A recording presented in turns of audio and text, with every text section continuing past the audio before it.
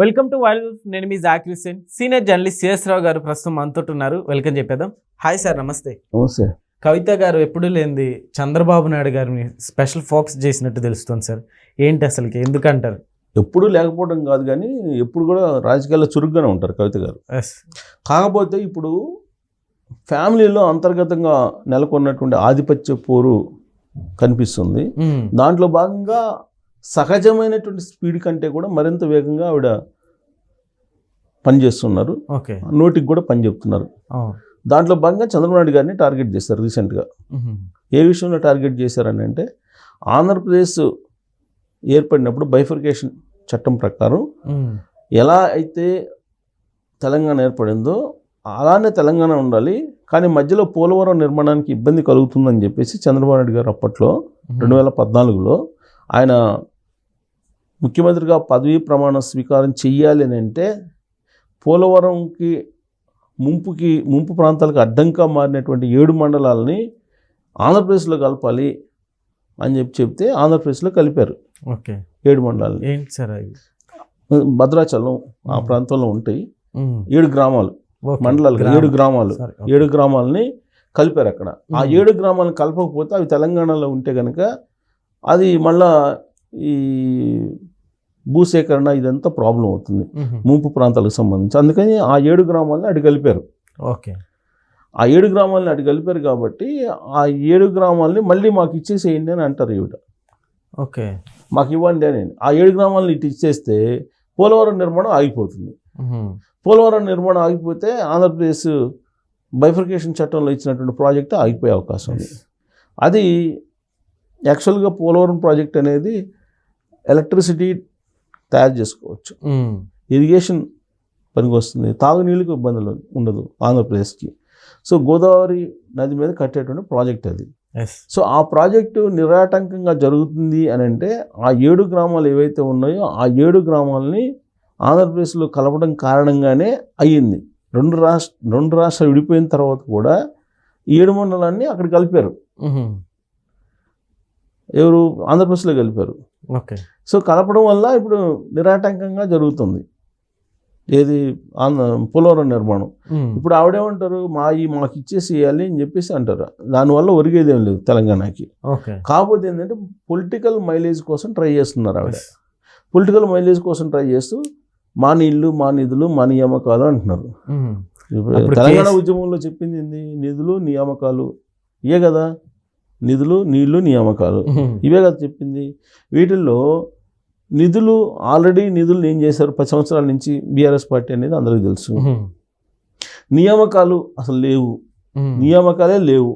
Congress party చెప్తుంది కదా, మొత్తం డేటా బయట పెట్టారు కదా. దాదాపు 2,80,000 పోస్టులు ఉంటే ఒక్క పోస్ట్ కూడా వాళ్ళు ఫిలప్ చేయలేదు. ఒకవేళ ఫిలప్ చేయడానికి ప్రయత్నం చేస్తే గ్రూప్ 1 ఎగ్జామ్స్ని ఆ పేపర్ లీక్ అయ్యి గందరగోళం అయింది.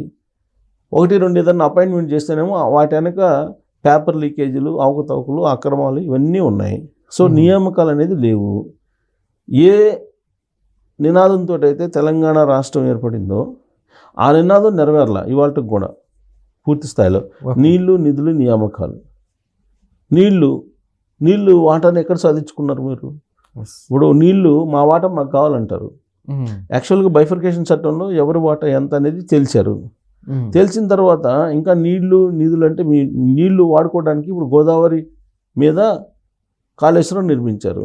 కాళేశ్వరం నిర్మిస్తే ఏమైంది? ఇప్పుడు అదేమో పని చేయకుండా మూలన పడింది. మరి దానివల్ల 1,00,000 కోట్ల రూపాయలు నష్టం వచ్చింది తెలంగాణకి.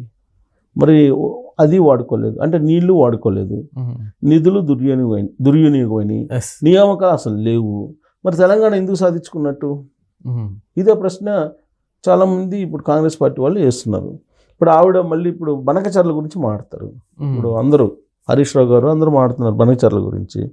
అసలు గోదావరి నది మీద ప్రాజెక్టులు కట్టాలి అనే ప్రతిపాదన 2019లో జగన్మోహన్ రెడ్డి గారు, కేసీఆర్ గారు ఇద్దరు తీసుకొచ్చారు కదా.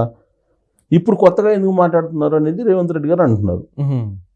ఇప్పుడు ఆ రోజు బనకచర్ల నుంచి రాయలసీమకు నీళ్లు పంపించే ప్రతిపాదన ఎవరు చేశారు అని అంటే కేసీఆర్ గారే ఆ ప్రతిపాదన చేసి అందించారని చెప్పి రేవంత్ రెడ్డి గారు చెప్తున్నారు. ఎందుకు చెప్తున్నారంటే, నగరి ఎమ్మెల్యేగా ఉన్నటువంటి అప్పట్లో ఉన్నటువంటి రోజా గారి ఇంటికి వెళ్ళి కేసీఆర్ గారు విందు ఆరగించారు. అవును. విందు అయిపోయిన తర్వాత తిన్న తర్వాత బయటకు వచ్చారు. బయటకు వచ్చిన తర్వాత ప్రెస్ మీట్లో ఏం మాట్లాడారని రోజా గారు ఆతిథ్యం ఇచ్చారు. చాలా అద్భుతంగా ఉంది, చేపల కూర చాలా బాగుంది అని అన్నారు.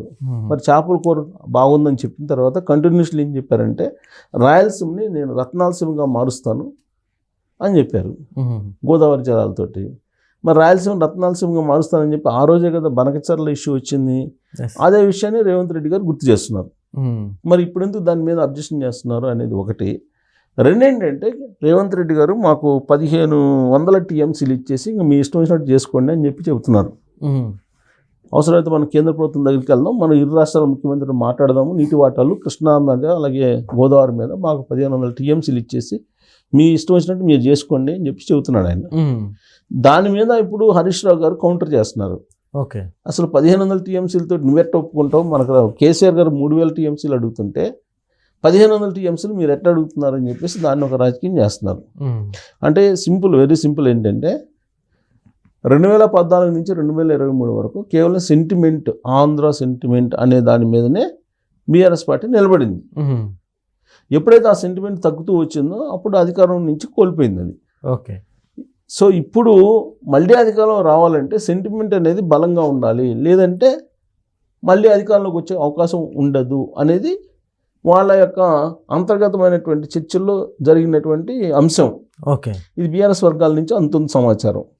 సో అందుకే ఇప్పుడు సెంటిమెంట్ రైజ్ చేయాలి. సెంటిమెంట్ రైజ్ చేయాలంటే ఉన్నటువంటి పెద్ద అస్త్రం ఏంటంటే నీళ్లు.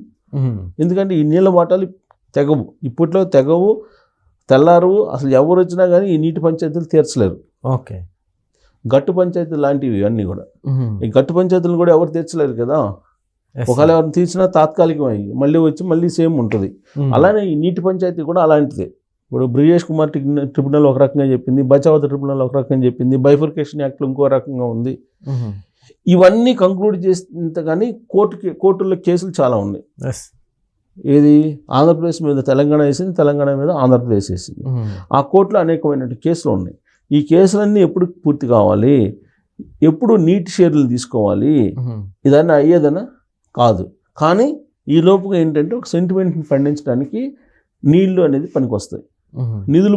నిధుల ద్వారా సెంటిమెంట్ని పండించలేరు. ఎందుకంటే ఆల్రెడీ రాష్ట్రం వేరుగా ఏర్పడింది కాబట్టి ఎవరి నిధులు వాళ్ళు వాడుకుంటున్నారు కాబట్టి దాన్ని రాజకీయం చేయడానికి లేదు. నియామకాల విషయంలో కూడా రాజకీయం చేయడానికి లేదు. నీ రాష్ట్రం నువ్వు నియమిస్తే వద్దన్నారా? సో అది లేదు. ఒక్క రాజకీయం చేయడానికి ఉపయోగపడే అంశం ఏంటి? ఓన్లీ నీళ్లు. అందుకే ఈ నీళ్ళని ఇప్పుడు రాజకీయం చేస్తూ ఆ నీళ్ళ నుంచి నిప్పును పుట్టించి ఓట్లు సంపాదించుకోవాలని చెప్పేసి కవిత గారు ప్రయత్నం చేస్తున్నారు. అది కూడా చంద్రబాబు గారిని టార్గెట్ చేస్తే చంద్రబాబు గారిని సక్సెస్ కావచ్చు అనేది వాళ్ళ అంచనా. ఎందుకంటే 2018 అసెంబ్లీ ఎన్నికల్లో చంద్రబాబు నాయుడు గారిని టార్గెట్ చేసిన కారణంగా లాభపడ్డాము అనేది బీఆర్ఎస్ పార్టీ వాళ్ళ అంచనా. అలాగే ఈసారి ఎలక్షన్ నాటికి చంద్రబాబు నాయుడు గారిని టార్గెట్ చేయడం ద్వారా లాభపడవచ్చు అనుకుంటున్నారు. ఒకవేళ లాభపడకపోయినా చంద్రబాబు నాయుడు గారు తెలంగాణకు రాకుండా చేయొచ్చు అనేది ఇంకొక ఆలోచన ఉంది. ఒక దెబ్బకు 2 పెట్టలు అన్నట్టుగా ఈ 2 ఆలోచనలు ముందడుగు వేస్తూ బనకచర్ల, నీళ్లు, ఆ పోలవరానికి సంబంధించినటువంటి 7 గ్రామాలు వీటి గురించి మాట్లాడుతూ ఉన్నారు. సో ఇదంతా కూడా సెంటిమెంట్ని రగిలించడం ద్వారా మళ్ళా ఏదో పోయినటువంటి అధికారాన్ని రాబట్టుకోవాలని ప్రయాస పడుతూ ఉన్నారు. ఓకే, సో దాంట్లో భాగంగా కవిత గారు చంద్రబాబు గారిని టార్గెట్ చేసి మాట్లాడుతున్నారు. రాబోయే రోజుల్లో మరింత ఉధృతంగా చంద్రబాబు గారి మీద వీళ్ళు అగ్రెసివ్గా మాట్లాడే అవకాశాలు కూడా లేకపోలేదు. Okay, okay sir, thank you.